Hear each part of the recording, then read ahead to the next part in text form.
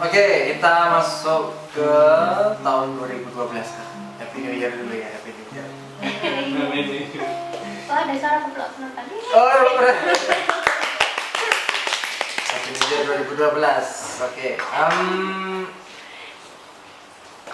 sebenarnya ini mulai Oktober kita udah masuk ke pembahasan Year of Breakthrough harusnya, cuman karena ada keterlambatan beberapa proses itu, jadinya kita mulai bahas Year of Breakthrough mulai hari ini ya, mulai tahun 2012 pertama.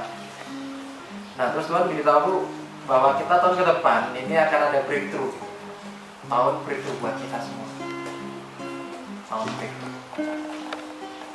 Jadi yang barusan kita Natal ini juga guru juga bilang ada tahun breakthrough, tahun mujizat macam-macam. Dan banyak gereja-gereja lain juga mengatakan tahun breakthrough, banyak terobosan-terobosan baru. It's like interesting gitu kan, bahwa apa yang sekarang kita lakukan ini ternyata sesuai dengan pergerakan gereja-gereja lain. Ternyata Tuhan itu bergerak, sekarang memang sedang bergerak ke situ.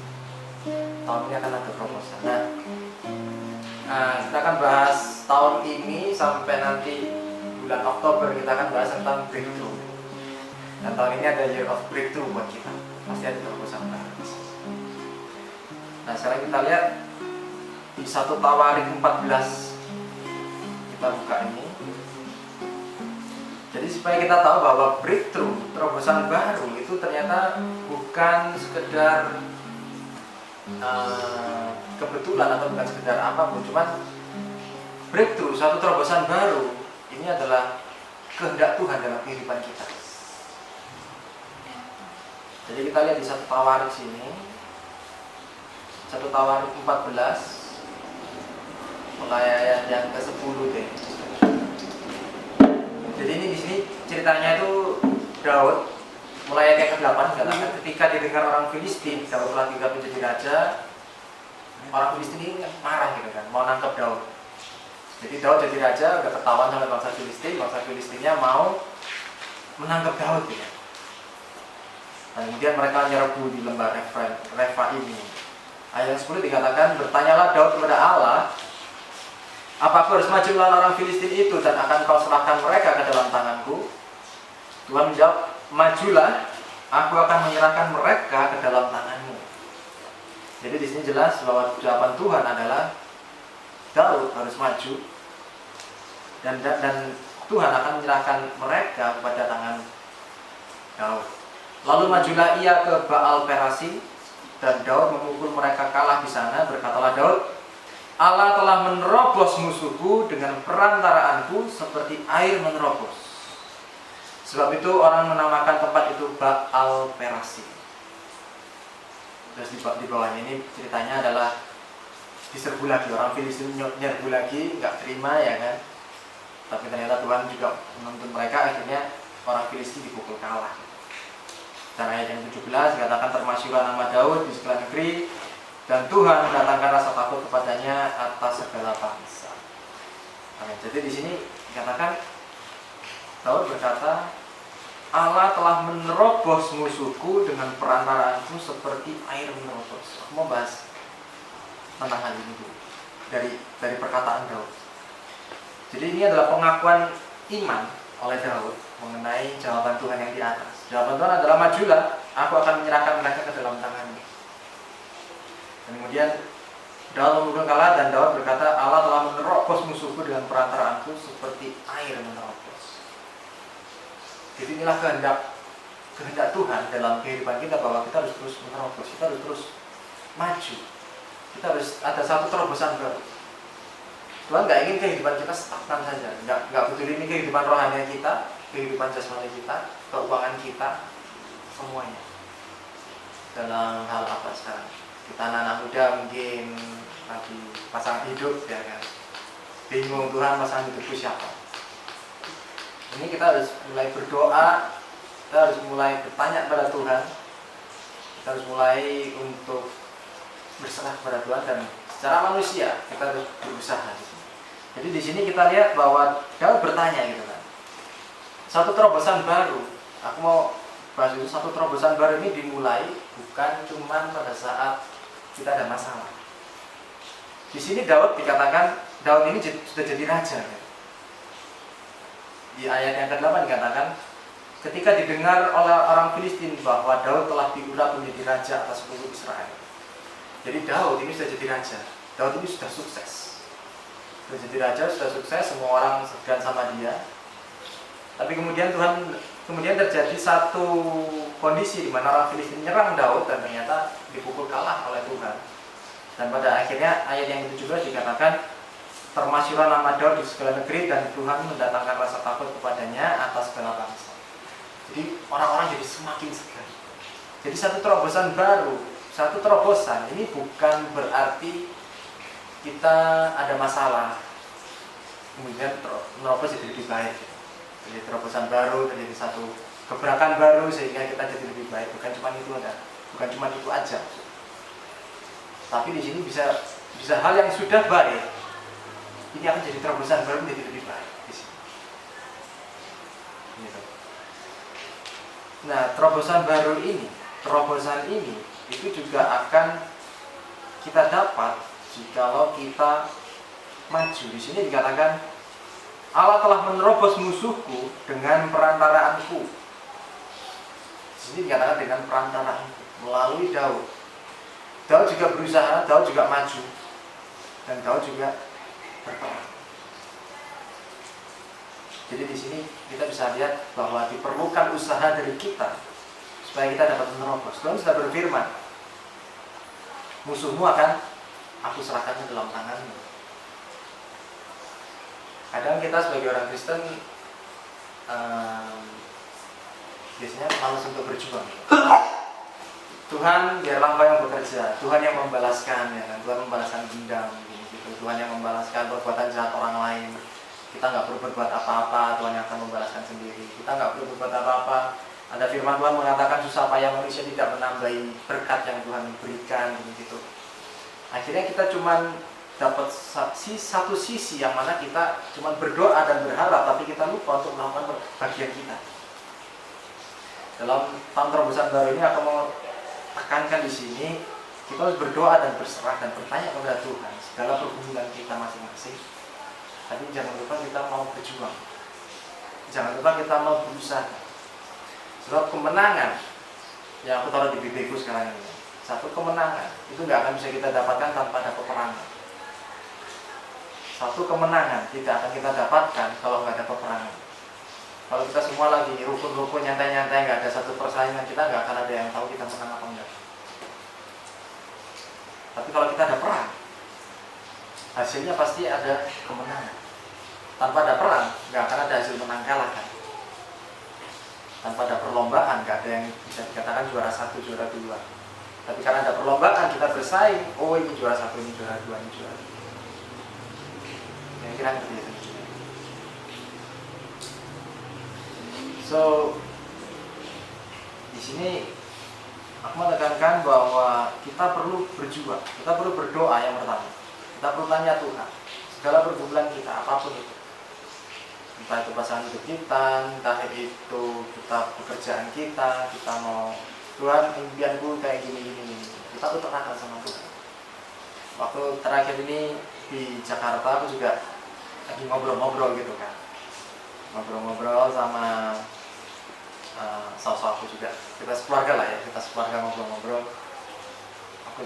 Kita cuma ngobrol bahwa ada satu kepercayaan di gereja yang mana Tuhan berkata kita nggak perlu doa minta nih. Karena Tuhan berkata sebelum kamu minta Tuhan sudah tahu apa yang kamu perlukan. Tapi di satu sisi ada firman Tuhan yang berkata mintalah maka engkau akan diberikan. Jadi kita harus minta, kita harus punya keinginan kita harus punya keinginan, kita utarakan ke Tuhan maka diberikan. Jadi sebenarnya kenapa kita harus meminta dan kenapa kita nggak boleh meminta di sini? Bukan nggak boleh minta, tapi sebelum kita minta Tuhan sudah tahu dan Tuhan akan memberikan yang terbaik. Kemudian aku merenung gitu kan, dan aku baru tahu jawabannya dan Tuhan berikan jawabannya kenapa kita harus meminta. Karena kadang kalau kita nggak punya keinginan, kita nggak minta, kita nggak utarakan keinginan kita sendiri ini loh yang nggak tahu. Kita sendiri ini yang tidak peka atas sekeliling kita bahwa Tuhan memberikan itu. Kita sendiri yang kurang peka. Kita sendiri yang nggak ada usaha untuk mengejar hal itu.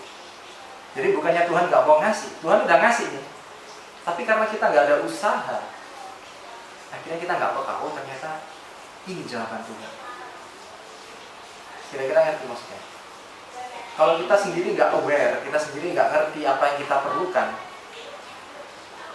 gimana kita bisa tahu bahwa Tuhan memberikan yang aku perlukan? Kira-kira paham ini? Atau ada bingung-bingung gitu? Ya, jadi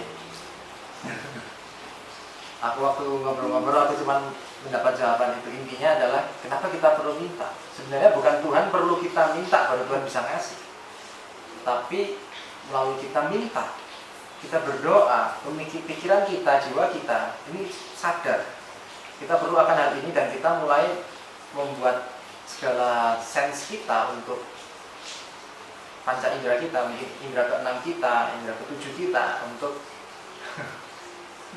kenapa? Jadi untuk mulai lebih peka terhadap Tuhan kemana ini, jalan Tuhan apa, di sekeliling kita ini terjadi hal apa, dan apa yang harus kita lakukan, yang mana yang harus kita raih, yang mana yang harus kita usahakan. Jadi intinya di situ, dan Tuhan akan menerobos. Dan kemudian di sini dikatakan, sebab itu orang menamakan tempat itu Baal Perasim. Baal Perasim.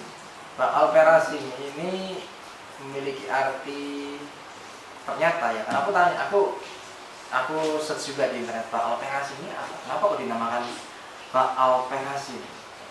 Ternyata Baal Perasim itu memiliki arti Lord of Breakthrough. Jadi Tuhan atas terobosan. Jadi Tuhan itu adalah Tuhan atas terobosan. Tuhan yang kita sembah ini adalah Tuhan atas terobosan, Lord of Breakthrough, Baal Perasim. Jadi jikalau kita semua sebagai orang-orang Kristen, orang-orang yang sudah percaya sama Yesus, tapi kita nggak mengalami terobosan baru dalam kehidupan kita, bukan karena Tuhan nggak mau kita memiliki terobosan baru, karena Tuhan adalah Tuhan atas terobosan baru, Tuhan atas terobosan dalam kehidupan kita.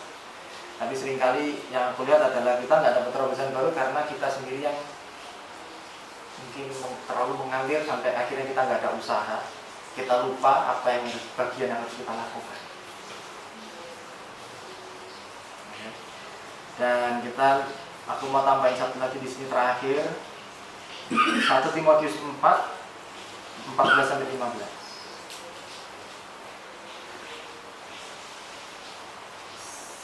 1 Timotius 4 ayat 14-15.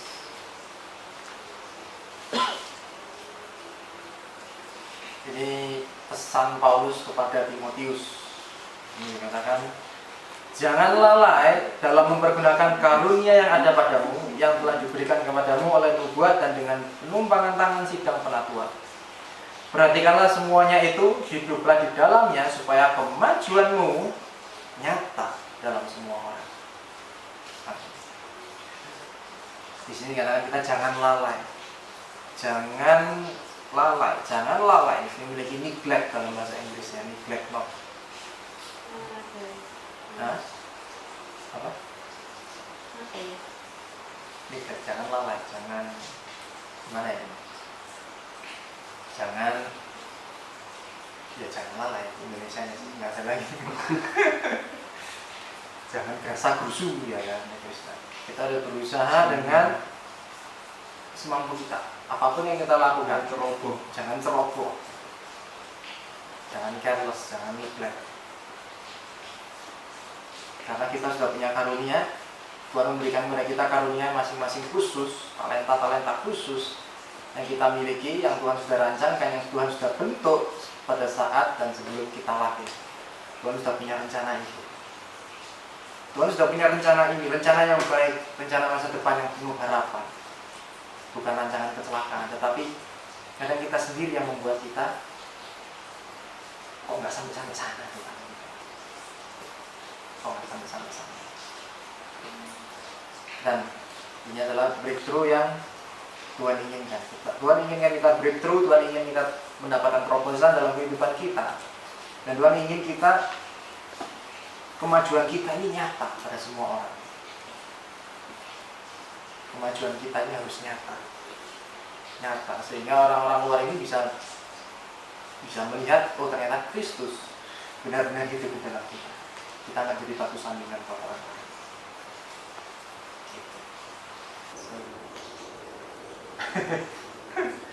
Jadi intinya adalah tentang breakthrough. Kita mulai belajar breakthrough, gimana breakthrough ya kan nanti ke depannya ini.